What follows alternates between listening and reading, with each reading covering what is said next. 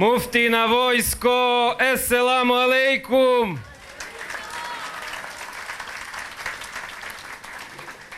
Žao mi je što tamo nije imalo mjesta u onom domu kulture, pa je morao skup ovdje u Atlasu, jer bi mnogo više omladinaca moglo da stane na skupu.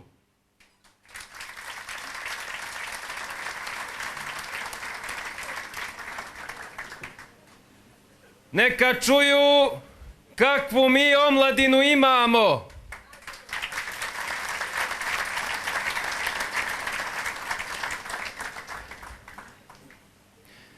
Mislili su da nakon iskušenja koje smo preživjeli, da će ova priča da nestane. A ja vas pitam, šta će na izborima da se desi?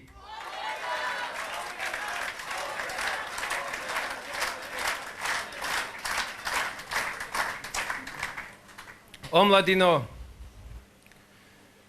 nije davno bilo, od 2012. do 2014.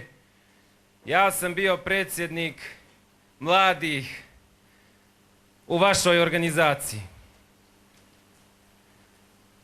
Danas,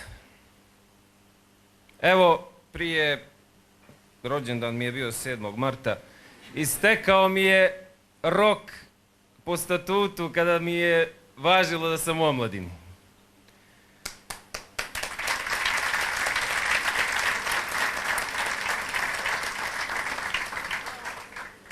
Funkcioneri mladih SPP danas su funkcioneri ovog naroda sutra.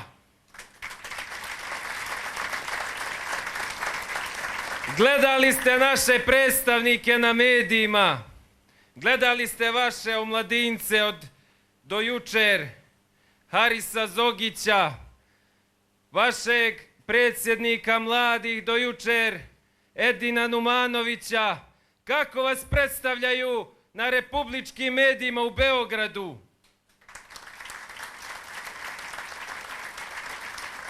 Isto tako svi ovi ljudi će vas sutra predvoditi i predstavljati. I svi vi ste ti koji ćete voditi narod. Kako i zašto?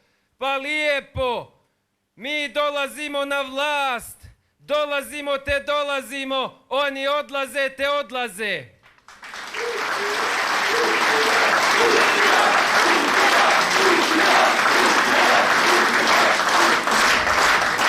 Zato se od sad spremajte, sve vas pozivam, spremajte se za ozbiljne poslove, čitajte, učite, edukujte se, imat ćete ozbiljne zadatke da znate.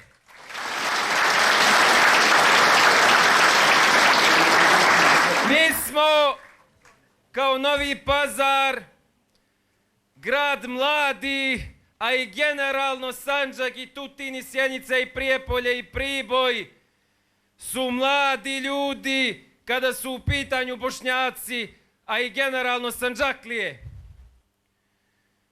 Novi Pazar je najmlađi grad u Evropi. Muftija Rahmetli je podigao ugled ovom gradu osnivajući internacionalni univerzitet, pa je naš grad dolaskom i drugog državnog univerziteta postao univerzitetski centar. Grad studenata koji nema studentski centar i koji nema studentske domove. Mi ćemo se zalagati kroz vlast da Novi Pazar dobije studentski centar i studentske domove.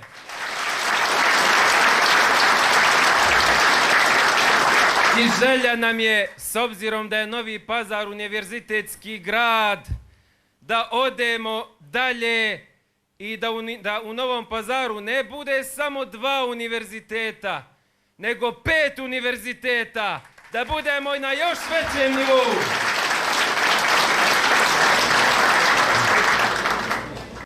Muftija Rahmetli je sebe opisao kao generacija promjene.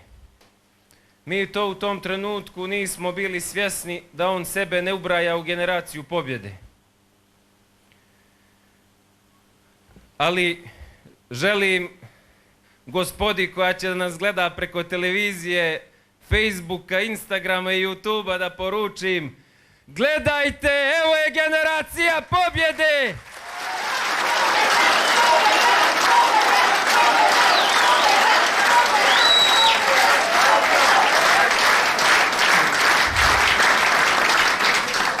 Omladino, budite umjesto u prvim redovima autobusa za dijasporu, budite u prvim redovima ove partije, u prvim redovima oslobođenja našeg naroda.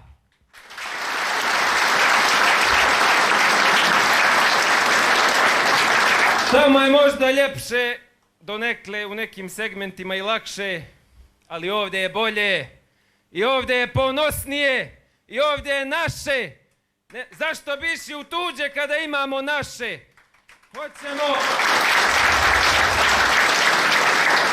Hoćemo sve ono što ima tamo da mi donesemo, da mi imamo ovamo.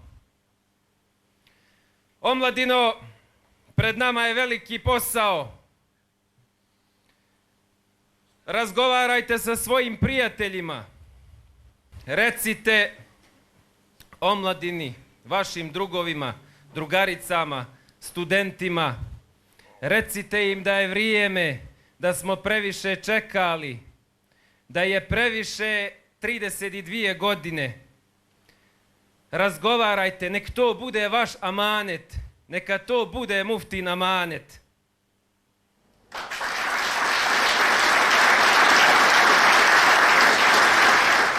I kada držite govore, nemoj da vas bije trema, nema razloga.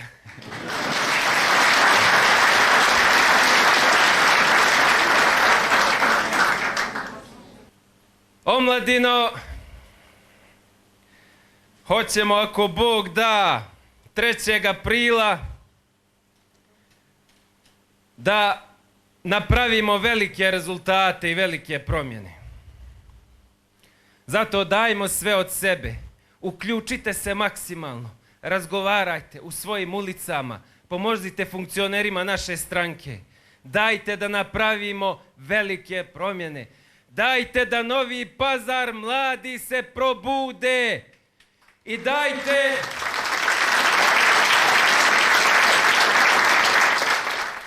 dajte da napravimo revoluciju u Sandžaku.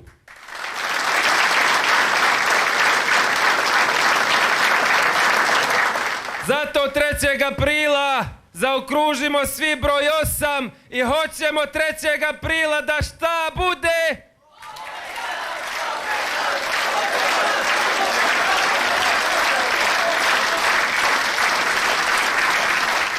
Hvala vam, esselamu alaikum.